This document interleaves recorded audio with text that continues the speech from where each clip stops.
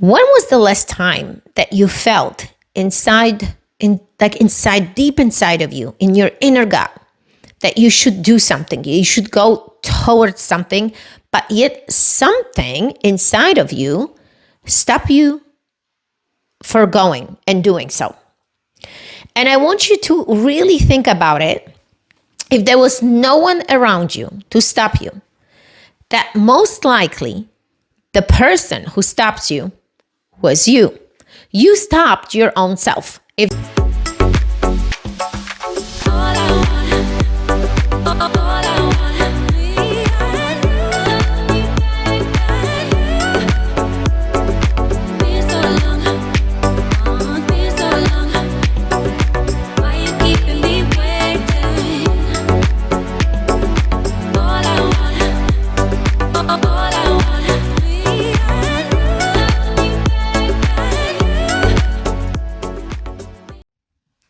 Welcome to a new episode of the Eckert podcast.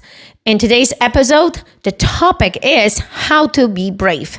For those of you who are here for the first time, I am Eckert and I'm host of the show. I am a Polish immigrant with a strong accent, as you can hear, kick-ass husband, and 2 beautiful kids.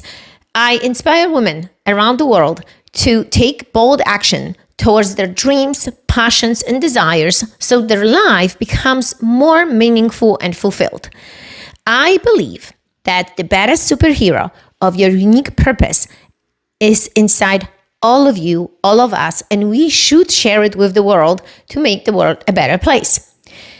By watching this episode and listening to this episode, you will finally discover the power of self-discipline, self-motivation, so you can stop making the excuses and create the life you truly desire and deserve by being the upgraded version of you. Welcome to the show, guys. So today is going to be a lot of stories, so be prepared for it, but also a lot of lessons. Remember, every story has a lesson. Every lesson has a story. So today, in the beginning of this episode, I want to ask you a question. When was the last time that you felt deep inside of you, in your inner gut, that you should do something, you should go towards something, but yet something inside of you stop you for going and doing so? And I want you to really think about it. If there was no one around you to stop you, that most likely the person who stops you was you. You stopped your own self. If there was no one else around you, if no one really disapproved with something or told you don't do it, it was probably you. So what are the voices, that self-talk, that inner talk, that wrong affirmation that had and took place in that exact moment? What were the words that you were telling yourself? What were the doubts that you were telling yourself? What was this really a dialogue? Because we having a dialogue within us, with ourselves. It's crazy how it sounds, but it does. So allow me to tell you a story. Just recently, we were all sitting, I remember, in Steve's office, in my husband's office, and we were just working on something. And Ivanka was outside and reading a book, a really amazing book, The Perfect Day Formula. It's by Craig Ballantyne, my former coach. I coached with him for a long time. I even remember went to Canada to spend a whole day of coaching with him. It was incredible. It was amazing. So now, because we do homeschooling, right? For those of you who don't know, we do homeschool our children. We believe in the education that the parents should give the children, especially in our household, inside the house of 2 entrepreneurs. I think the kids have an amazing field and soil to grow.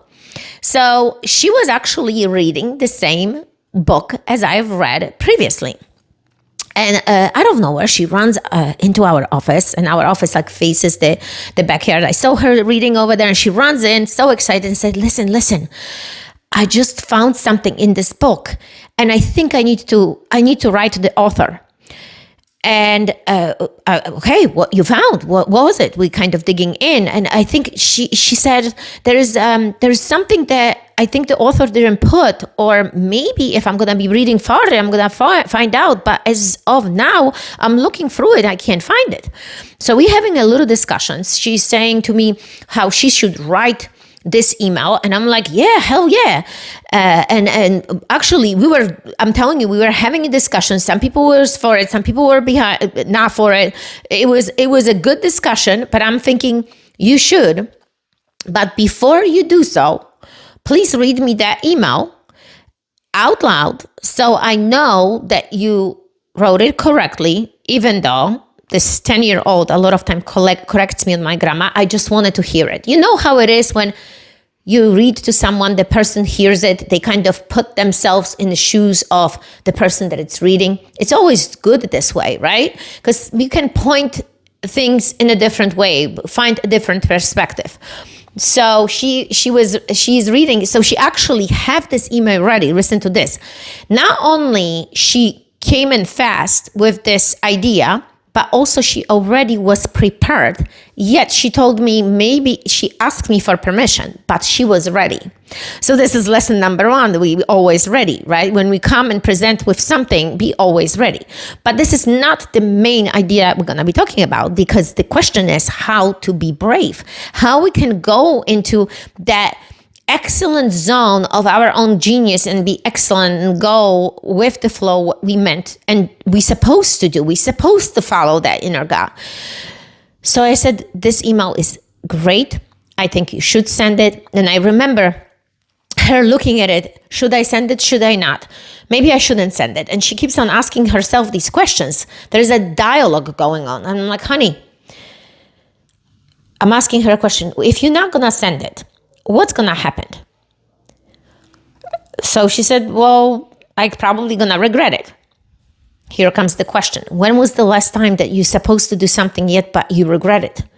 Regret it later, because maybe that was a great deal of money. Maybe you're supposed to invest something and you didn't get in return. Maybe you're supposed to yes to someone because it led to another opportunity that maybe brought you to a bigger audience. Whatever there might be, there are instances that there are situations like this in our lives when things like this happen.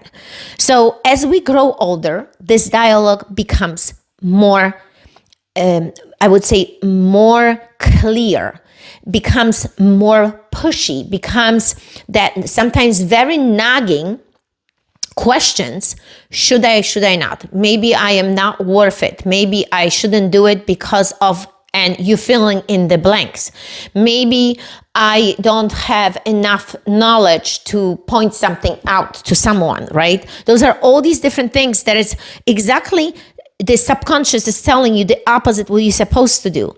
It's just feeding you with almost like the negative, right? And we talk about this in my show all the time, because it's very interesting when you start digging into personal development and learning and studying books and how others done it before us, especially people that achieved amazing things in their lives, how they always kill the procrastination and doubt. So as we had this good talk and dialogue and really conversation with my daughter, she's like, I'm gonna send it. And she clicked send, right? Because we were like, what is the worst could possibly happen? If you're gonna regret it, this is the worst thing. I told her, when you live with regret, it's horrible. And I'm gonna give you an example in just a second, but I need to finish the story, because if I don't, I'm gonna get lost and I will never finish. That's my brain. So next day, she receives an email from the author,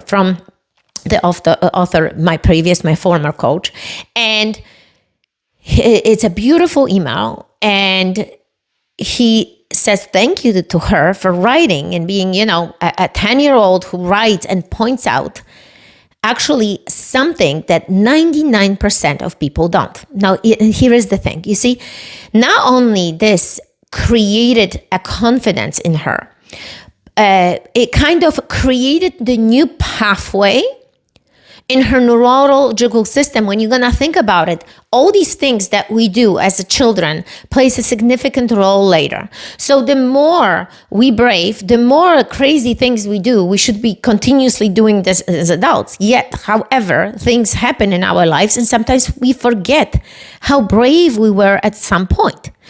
So she gets so excited by this email. She gets so thrilled that he responded to her. She was like, she said, I can't believe it. He really emailed me. This is him, the author of the book. I can't believe it. She was so excited. So the confidence was raised. The fact, almost like the approval, I wouldn't say approval, the like not even a commitment, a confidence. This was something that within herself was, I believed that I was right. I believed that I did the right thing, right? She confirmed her own decision. And this is nothing better than this, right? When you think about it, when you do something and you actually were doubting, but you went for it, you did it, and the outcome was fantastic, you feel great. But what if the outcome is not? And I think strength appears in us when, despite the fact that maybe the outcome is not as great, and we still keep our head high, and we still continue doing the hard things. I think that's the strength. That's the undeniable you. That's the person that we wanted to be, to develop that muscle of dealing with failure and victories. Because there is, in life, you're going to have both. So this is not the end of the story. In this email, he asked her if she would like to receive this whole package, all the books that he has written and all the courses that he has done. And he told me he would just give me the newer version of the Perfect Day. Oh, yes. He gave me everything. My camera operator, which is herself, she told me that he actually offered her a new version of the book, which was already corrected, because this little mistake was already corrected and it's out there corrected. So she said thank you, and a few days later she received this whole package of different books, different journaling systems. Stuff that I went through was absolutely amazing. She did it. And it was the smile, the joy, the confidence, the confirmation of that one decision that she made. Look how significant this can be in your life. That one decision that you make can have this rippling effect, almost like a butterfly effect of what's happening after, right? We know, I hope that you know what I'm talking about. That one little thing goes into these drops of water and makes almost like the bigger circle as you throw the stone into the water, or like the butterfly wings has a significant impact on the things that are happening right after. And sometimes that one decision will change completely your entire life. And that's what I'm going to tell you right now. After telling you this story with Ivanka, and today, actually, she's reading, she's studying these books, she's journaling. She became really obsessed with journaling. That seems like she was already, but this was something that clicked in her on a different level because somebody else made that impact from a different perspective on her, right? So when I was about, I would say probably I must have been maybe like 16 or 17 years old, something like that. I remember we were preparing for the high school exams, and we would have high school exams, and then I would have to pass the exam for my university because I was studying for 5 years physical education. So we would have 2 exams. One was to finish your high school, and then you had to go to university. They were completely different exams. So as I was preparing to finish my high school, I was supposed to pass the biology test and writing in Polish, as well English. And I remember like today, we were sitting in the classroom, and I was fascinated by biology. There was a subject always that was awesome for me. I would study the mitochondria. I was just so obsessed about it. because because I was obsessed about it, it was easy for me to learn. You get it? That obsession, that one thing that is so important in life, being obsessed about something that gets you to the next level. And I remember the teacher asked, who in this group knows the answer to this question? And she's asking that question. And I had this question study and I knew it exactly the answer, but the fear stopped me to putting my hand up. The fear that I can be wrong was stronger than me going forward. And I didn't answer. And in my head, as she was asking these questions, I was telling myself the answer. And as no one answered, no one said anything, and she responded, the pain of regret that I felt until this moment, I can put myself in the classroom and feel exactly the same thing. Feel exactly how I felt. And that day I said to myself, I will never ever doubt myself like this. If I know something, I will raise my hand. Even if I'm not 100% sure, I should try. So that's why if you see me going forward with my ideas, with my creations, with me starting something maybe, and even if it doesn't work, it's because I don't want to waste the time on the ifs or should I not. I don't want to waste the time. I'm just going forward, going full speed, getting ready, being prepared, learning these lessons along the way, enjoying the journey, and evaluating myself, my growth, how I'm doing. Am I doing better? Is it something worth my time? I'm asking myself the question, do I need to improve on something constantly? Because guys, if you don't do this, you're gonna live with this pain of regret till the rest of your life. If you don't wanna have what I had, what I experienced, go for it. And I'm sure that all of us have this moment. And if you're actually thinking about something right now and you're listening to this episode, pause, of course, if you're not driving, and make a comment below this episode. Make a comment. What was that? What is the pain of regret that you're living with? Because sometimes that one answer, that one decision, that one hand being raised, that's what it takes. And I remember it was awful. It was awful. And I was promising myself, I can't do this. And I think as I was thinking, and I think more of my decisions, a lot of times is because I remember this. And I'm like, I don't want that in my life. I didn't like, because you keep on living with this feeling. It's like a heavy backpack filled with stones on your back. And not only back, but here. This is when the calmness comes. This is when we breathe in our stomach and into our chest. That's what I don't want to live with. And as we get calmer and quieter, we can take those deep breaths in better, and we can become faster in what we're doing, right? So that was one of many situations that happened. If I'm thinking about me, when I'm thinking about me coming to America, it was the same brave decision when I decided to actually call the family that I was given the number to. Not even a good friend of mine gave me the number. It was somebody that I knew from my high school. When we walked into that street, and we used to have this phone booths hanging on the streets, back in the day, we're talking about 27 years ago, the booths were standing there, or they were hanging on the streets, and you would have to put the money in to dial the number. I remember being so scared, but I was dialing that number, and I'm like, I study English. I've been studying it. I've been obsessed about it. I have to figure out how to talk to them. And I mumble jumble. I put the words together, and somehow they understood me.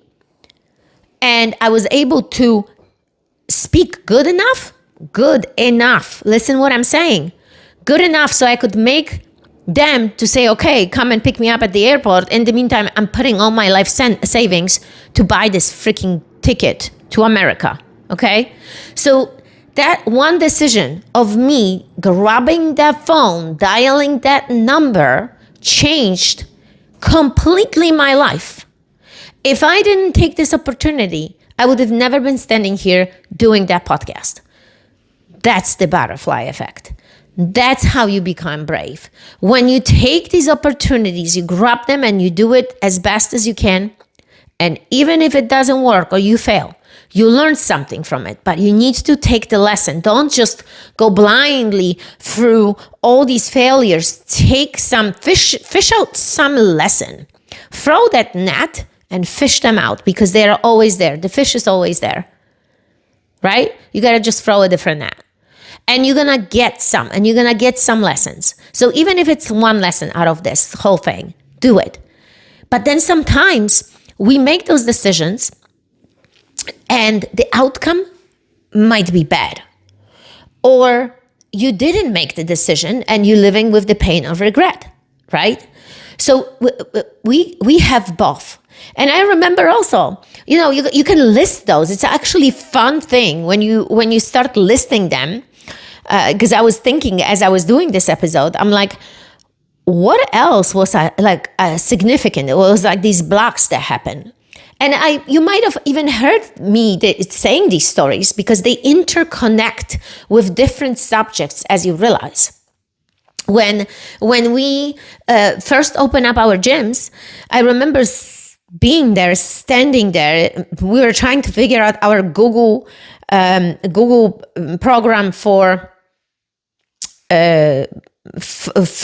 advertisement, and somehow these people walked into the gym, these two ladies, and they were like, "Oh, I am going to promote you and get you the Herbalife nutrition." And I'm like, Herbalife nutrition, what is it? And they go, yeah, this is, the whole marketing thing. And I'm thinking, if I'm going to sign up and it's not a lot of money, maybe I'm going to get more clients to the gym. And I remember Steve being against it. He didn't want me to do it, but I did it anyway because the gut feeling, the something told me to do it. And how amazing ripple effect that was when I became a world team leader in Herbalife Nutrition. And we've changed many lives. So you see, this is what you need to feel. You need to feel inside your gut. Like, is this feeling? Should I go for it? But sometimes that feeling, you want it to be brave, but you also are scared. But you got to ask yourself a deep, valuable question. What is the worst thing that can happen? Is the damage going to be physical, mental, financial? Because, if you may be risking your life, maybe this is not the best idea. But if it's maybe financial or maybe just the mental, we're going to have a lot of ups and downs. We're going to have a lot of lessons. We're going to have a lot of fuck ups. We're going to have a lot of victories as well. But we got to go forward. And also this week when all these things happen with, Ivanka writing the book, and we went also to the Operation Black Site. And I'm mentioning this to you because, again, these whole stories are interconnected. And I remember looking at the obstacle course and thinking, oh my God, how can I do this if I have a problem with the shoulder?